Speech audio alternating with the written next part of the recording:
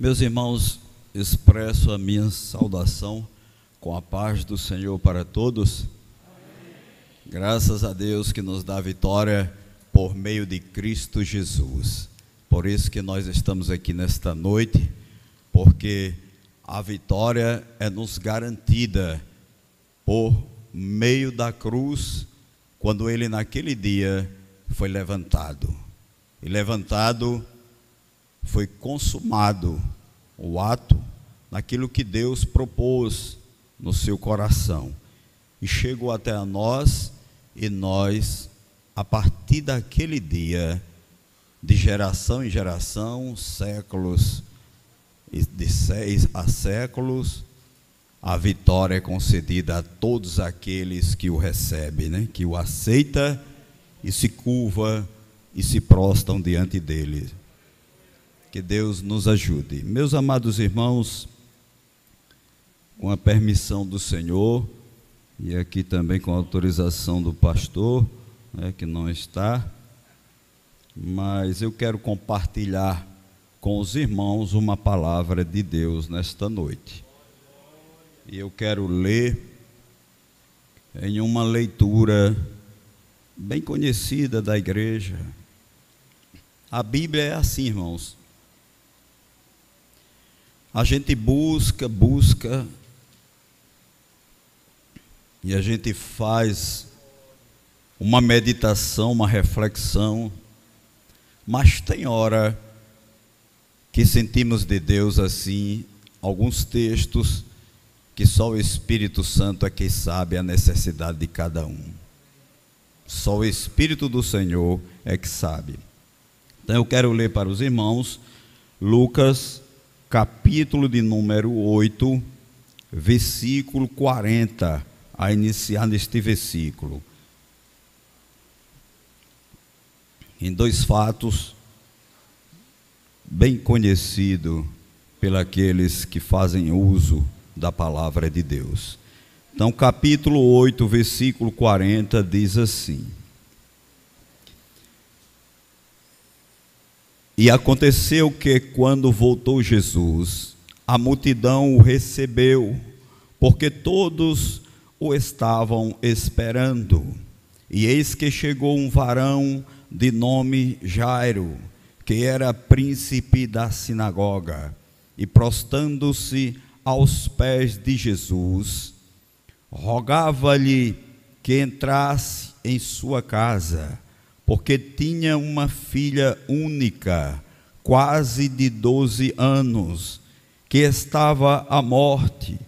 E indo ele, apertava-o a multidão. E uma mulher que tinha um fluxo de sangue, havia 12 anos, e gastara com os médicos todos os seus haveres, e por nenhum pudera ser curada, chegando por detrás dele, tocou na orla da sua veste, e logo estancou o fluxo do seu sangue. E disse Jesus: Quem é que me tocou? E negando todos, disse Pedro e os que estavam com ele: Mestre, a multidão te aperta e te oprime, e dizes: Quem é que me tocou? E disse Jesus: Alguém me tocou, porque bem conheci que de mim saiu virtude. Então, vendo a mulher que não podia ocultar-se, aproximou-se tremendo e, prostrando-se ante ele, declarou-lhe diante de todo o povo a causa porque ele havia tocado e como logo sarara. E ele lhe disse: Tem bom ânimo, filha, a tua fé te salvou. Vai em paz. A igreja diz: Coisa boa, irmãos. A tua fé te salvou. Vai em paz. Glória ao nome de Jesus. Aqui está, irmãos, um dos fatos bem relevante, importante, como toda a Escritura Sagrada, naquilo que teve a inspiração do Espírito Santo concedida aos homens de Deus, para que pudesse ser escrita. E estes dois acontecimentos, ele nos traz uma lembrança. E cada vez mais que nós lemos, e cada vez mais que nós mencionamos este texto, a nossa fé é acrescida, é aumentada. Porque por mais que seja conhecida a passagem, por mais que ela seja notória, mas a nossa fé, ela é aumentada, é acrescida, porque o Espírito de Deus é quem se encarregou de inspirar os homens de Deus para que isto fosse conhecido, fosse do conhecimento da igreja e daqueles que se apoderam da palavra de Deus e a usam. Louvado seja o nome do Senhor. E a Bíblia diz que Jesus, nós bem conhecendo, ele ali em Nazaré, na área da Galiléia, mas muitas vezes Jesus, ele se deslocou da parte norte e em direção à parte sul. E a Bíblia deixa clara que pelo menos nas festas da Páscoa, Jesus se deslocava, ia até Jerusalém, mais ou menos 50 quilômetros de distância.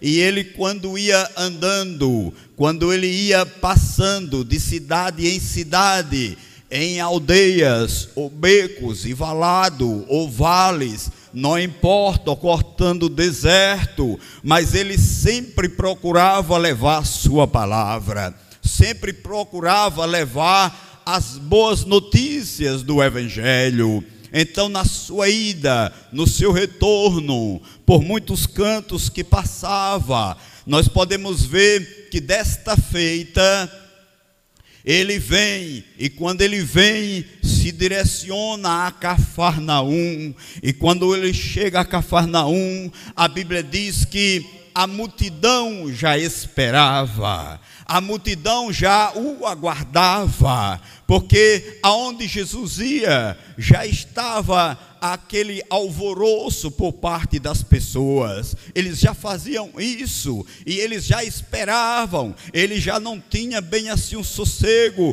para ficar a sós, até para ficar um pouco só, que pudesse refletir, orar. Às vezes ele tinha que sair em oculto, escondido. Então, quando ele chega desta vez a Cafarnaum, a multidão já o espera, já o aguarda. Ora, já tinha os informantes, alguém já informava, já passava. E quando ele chega ali no litoral, e ali ele desce do barco, e ele ali fica, as pessoas ali o cercam, e ele junto com eles ali está para anunciar a sua obra e o trabalho que o Pai assim o conduzia, o levava que ele fizesse. E de repente, irmãos, em meio àquela multidão, a Bíblia diz que um homem se aproxima de Jesus, um homem chega a Jesus. E quem é este homem? Este homem se chama Jairo. E quando ele chega, a Bíblia diz que ele prostra-se aos pés de Jesus. O que eu me admiro muito é que o texto é claro, tanto em Lucas, Mateus e outro evangelho de Marcos, aonde nós observamos que a multidão o cercava, mas dá para a gente entender que Jairo não teve dificuldade. Jairo chegou, e a Bíblia não mostra dificuldade quanto ao acesso dele à pessoa de Jesus, mas vale a pena abrir aspas nesse ponto, vale a pena abrir aspas nesse texto, vale a pena a gente enfatizar e destacar neste momento, porque é notório que nós bem temos conhecimento da história de Zaqueu, e a Bíblia diz que Zaqueu também, em volta, uma grande multidão está rodeando e cercando Jesus. Ele de pequena estatura, ele não tendo como se aproximar do mestre, não tendo acesso, então ele procura em Jericó, a procurar uma árvore. E chegando àquela árvore, então Zaqueu ali, ele sobe aquele sicômoro, aquela figueira brava, e ali Jesus, chegando debaixo daquela árvore, os convida para descer. Desta forma é que Zaqueu se aproximou de Jesus. Então a gente observa que multidões, como diz, os discípulos cercavam. E Jairo, não há dificuldade, ele chega, a Bíblia não relata, não expressa, mas também vale destacar que Jairo era um principal da sinagoga, Jairo era o príncipe da sinagoga, Jairo era um homem de destaque, e até a lei de Moisés dizia assim, quanto ao respeito a um ancião, quanto ao respeito a um líder judaico, quanto ao respeito a uma pessoa que tinha autoridade religiosa no meio judaico. Então Paulo, quando levou aquele bofete ali diante do seu depoimento, da sua declaração em sua defesa, então ele olhou e disse, por que manda me bater, parede branqueada? E quando Paulo fala isso, o outro chega ao seu lado, dá assim um catucão nele e sinaliza e diz, não tem temor, é o sacerdote, é o sumo sacerdote. E ele diz assim, não sabia, porque está escrito na lei, não dirás, nem cometerás injúria contra o príncipe do teu povo, louvado seja o nome do Senhor. Então Jairo, irmãos, tinha um destaque, Jairo tinha ali um status. Eu creio que quando Jairo aproximou, quem estava na frente abriu alas. Quando Jairo se aproximou, quem estava diz, abre, deixa passar. É o príncipe da sinagoga em Cafarnaum, ele vem se aproximando. Então creio, quando Jairo ia chegando perto de Jesus, ali os judeus abriram, porque era costume de respeito à autoridade. Então Jairo chega, a Bíblia não menciona dificuldade, não menciona obstáculo, mas ele chega com toda facilidade ali a Jesus e prostra-se diante do mestre, louvado seja o nome do Senhor.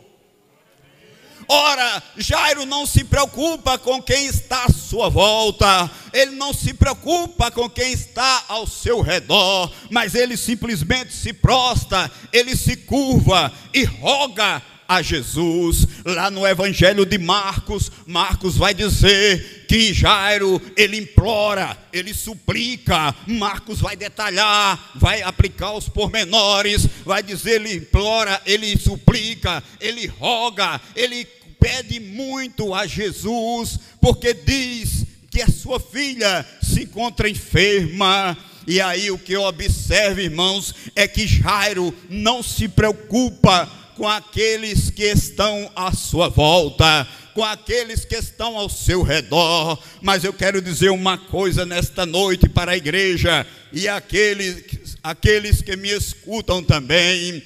Dá para a gente entender no coração de Jairo que algo bate forte no seu coração, algo faz com que ele perca a timidez, algo faz com que ele não se preocupe com quem está à sua volta.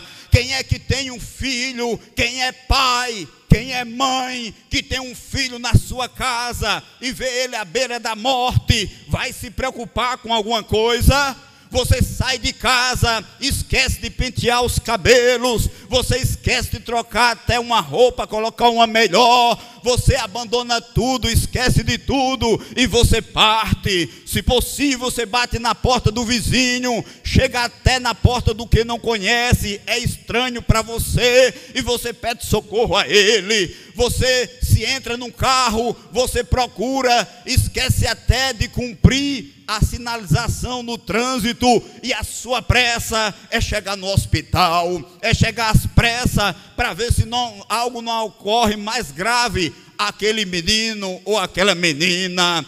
Ora, o SAMU, quando é acionado, ele também vem às pressas, gira ali o giroflex, e ali ele parte rompendo, cortando os carros, veículos, e ele passa por sinalização para chegar às pressas com o objetivo e o propósito de salvar uma vida, de ali dar saúde àquela pessoa, que ele não morra. Então Jairo, diante da circunstância e diante da situação da sua filha, daquela adolescente, ele não se preocupa com quem está à sua volta, ele não se preocupa com quem está ao seu redor, ao seu lado, mas Jairo, ele rasga o seu coração, aleluia, ele abre o seu coração, ele naquele momento só tem o foco simplesmente na menina, ele simplesmente só olha para o desespero, para a situação que ficou lá em sua casa. Então ele prostra-se diante de Jesus e diz: ó mestre, tenho uma menina na minha casa enferma, louvado seja o nome de Jesus. Tem alguém que tem timidez para chegar a Jesus? Às vezes as pessoas, elas ficam tímidas, ou às vezes as pessoas, elas faltam força. Às vezes quando o evangelho é pregado, é anunciado, que nós falamos, as pessoas, elas com timidez, elas se afastam, elas não se chegam para aceitar a Jesus. Muitas vezes, até no meio cristão, alguém também pode ficar encabulado, com vergonha de colocar uma Bíblia na mão e levar ela em plena rua, em via pública. Mas tem uma coisa, a Bíblia chega a nos dizer: os tímidos naquele dia ficarão de fora, e os covardes também. Ei, Jairo nem teve timidez, nem foi covarde, mas diante da situação da sua filha, ele se prostra diante do Senhor, aleluia. E quando Jesus tem conhecimento do fato que ele expressa, que ele fala, Jesus disse: vou na tua casa, irei na tua casa. E quando Jesus vai andando para chegar na casa de Jairo, quando Jesus vai ali naquela trajetória, naquele percurso, de repente, irmãos, em meio àquela multidão que o cerca, ele para e exclama: alguém me tocou. E os discípulos, a começar com Pedro e os demais, diz: mestre, espere, como é que o senhor diz uma coisa dessa? Se a multidão te aperta, se a multidão te oprime, como o senhor diz que alguém me tocou? Irmãos, uma multidão apertando e oprimindo, alguém tocava no ombro de Jesus, alguém tocava no braço de Jesus, alguém se querer tocava nas costas dele, porque uma multidão é assim, irmãos. Em meio a multidão, se você passa, você está no meio, tudo isso acontece, não tem como evitar. O texto da Bíblia, é claro, diz que oprimia e apertava. Então Pedro disse: como é que no meio de tanta gente, que um toca, outro toca o ombro, outro topa no Senhor, o Senhor disse que alguém me tocou? Irmãos, é porque Jesus sabe diferenciar quando o toque é especial. Jesus sabe diferenciar quando o toque é diferente. Ei, aqueles que tocavam, mas não havia nada que o chamasse a atenção. Mas de repente, ele parando diz: quem me tocou? E a Bíblia diz que ele começou a apertar. Alguém me tocou. Tocou como? Porque de mim saiu virtude. Ou em outras palavras, porque de mim saiu poder. Louvado seja Deus. Ei, igreja, dê glória a Deus, porque você está aqui nesta noite, porque poder do Senhor saiu sobre vossas vidas. Senão nós não estaríamos aqui. Alguém me tocou. e a exclamação de Jesus, a pergunta de Jesus, então faz com que, irmãos, aquela mulher, ela fique sem poder se sair. A mulher tenta se ocultar, a mulher não tem como se esconder. Jesus o interroga, para, e Marcos diz que ele olha em redor, ele começa a olhar em redor e dizer: alguém me tocou, se manifeste, alguém me tocou, se revele. Ei, só chega a Jesus quem confessa e se prostra diante dele. Não se pode chegar ao mestre sem abrir a sua boca e confessar o seu nome. É preciso para que chegue a Jesus, aquele que quer chegar a ele manifeste, abra a sua boca e professe ao Senhor. Louvado seja o nome de Jesus. Irmãos, e de repente, irmãos, eu li um comentário de um pastor, que ele diz assim, Hernando, em cima deste assunto, eu achei bem interessante. Ele disse: Jairo, a menina era quase 12 anos, e a mulher do fluxo de sangue, 12 anos também havia com aquela doença crônica. Sabe o que é a doença crônica que não parava? Não é que ela fluía sangue direto, mas era uma enfermidade que aqui e acolá fazia fluir sangue. Se esvaísse sangue direto, ela teria morrido, mas não era assim. Dependendo do tipo, no período, saía sangue dela. E ali, irmãos, ela vivia com aquela doença crônica. Havia gastado tudo com os médicos, não tinha achado nenhuma solução. Então a mulher havia 12 anos de sofrimento, e Jairo 12 anos de alegria. Eu achei o pastor num comentário excelente. 12 anos de alegria. Quem não se alegra com a criança? Quem não se alegra com o filho crescendo? Quem não se alegra com o filho indo ao colégio? Quem não se alegra com o menino chamando os primeiros nomes, lendo as primeiras palavras, as primeiras frases? Quem não se alegra no desenvolvimento de uma criança? Quem não se alegra com o adolescente? Eu tenho 2 filhos, passei por esta experiência. Quem não fica contente de ver o seu filho feliz? Quem não fica contente de ver seu filho alegre? E a Bíblia diz que era uma única filha que tinha. Uma única filha, louvado seja Deus. E agora, de repente, a situação de Jairo, ela converte. Ela muda da alegria para a tristeza, irmãos. Mas aquele que nos chamou, poderoso é. A mulher do fluxo de sangue muda de uma situação de tristeza para alegria, louvado seja o Senhor. Então nós podemos encontrar na Escritura aquilo que diz, irmãos: o choro pode durar uma noite, mas a alegria vem pela manhã. Para a mulher do fluxo de sangue, noite, 12 anos de noite. Para Jairo, 12 anos pelo dia. Mas aquele que nos chamou, não importa se é noite ou dia, ele opera a qualquer hora e a qualquer momento, em qualquer lugar. E quando ele entra em ação, entra para conceder a vitória àqueles que o chamam. Aleluia. Tem alguma coisa na tua vida que tu diz assim: Senhor, já roguei, clamei a ti, mas até agora nada. Ei, confia que fiel e poderoso é Ele.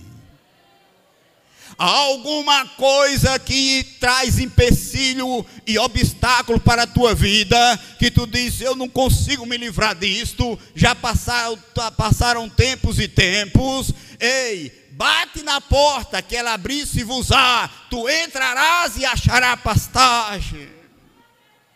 Aleluia. Irmãos, Jairo, eu acredito, irmãos, que já estava coçando a cabeça. Você imagina quem está com a filha, de repente chega um: não perturbe mais o mestre, porque a tua menina acaba de falecer. Não deixe ele quieto, não inquiete mais, não perturbe, não incomodes mais o mestre. Acabou, Jairo, já foi. A menina já padeceu, já faleceu, já partiu. E Jairo nem fala. Jesus, ouvindo isso, diz: Jairo, tem fé, crê, tem bom ânimo, louvado seja o nome do Senhor.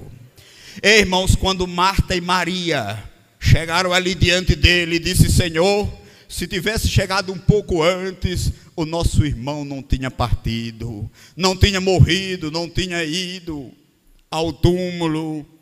Ele disse: ora, mulher, somente crê, não importa se a filha de Jairo era naquele instante, não importa se Lázaro estava com 4 dias, e não importa se vai ser no dia do arrebatamento, mas Jesus é o mesmo. Jesus é o mesmo.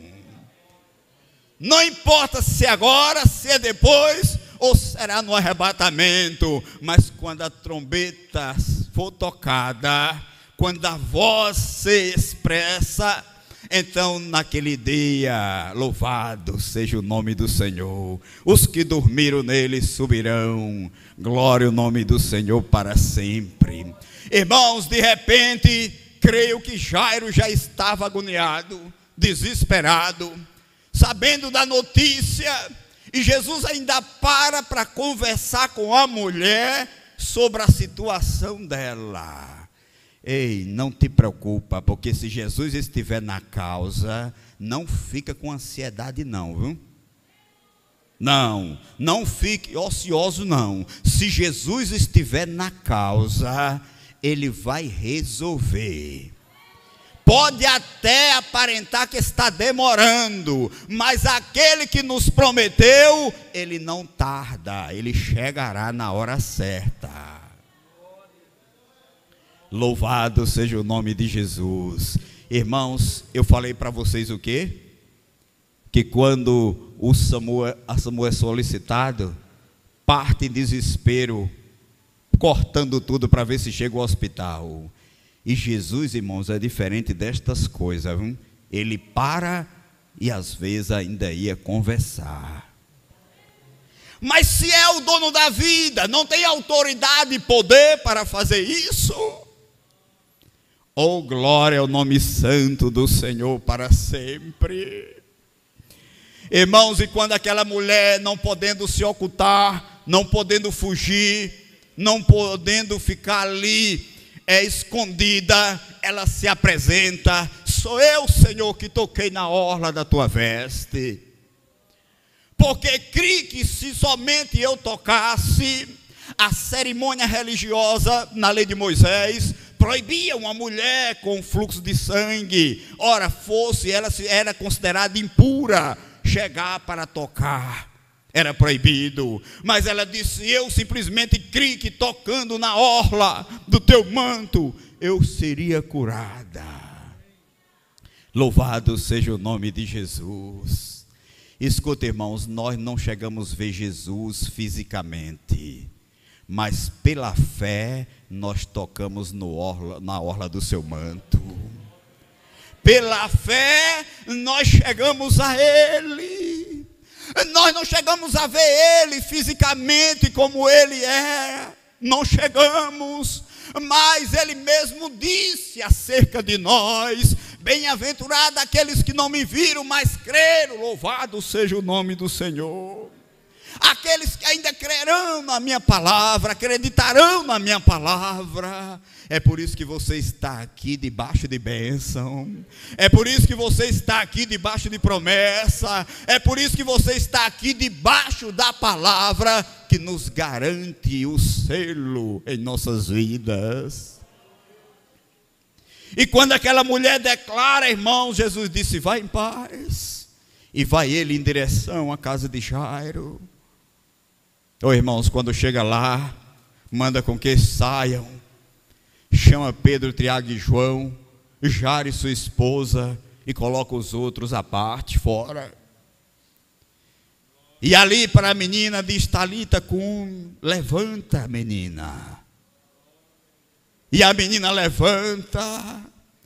Ora, aqueles que olharam para Jesus e disse: como dizem tu que ela dorme? Não, ela está morta. É porque para Jesus, irmãos, não importa. É a mesma coisa como Deus disse a Abraão. Ora, como é que Deus disse? Eu sou Deus de Abraão, de Isaque e de Jacó. Para os judeus eles estavam mortos, mas para Deus estavam vivos. É por isso que Jesus disse também: a menina dorme, para mim ela está viva, está morta para vocês. Oh, glória ao nome santo de Jesus, hein? Mas para Jesus, a menina estava viva. Eu vou finalizar, irmãos, que a hora chega. Escuta, irmãos, sabe o que é que sucede? Quando ele levanta, toma a menina, aí Jesus faz uma das coisas que os crentes mais gostam. Qual é? Jesus pega aquela menina, diz assim: dai de comer a ela. Aquilo que os crentes saboreiam, né?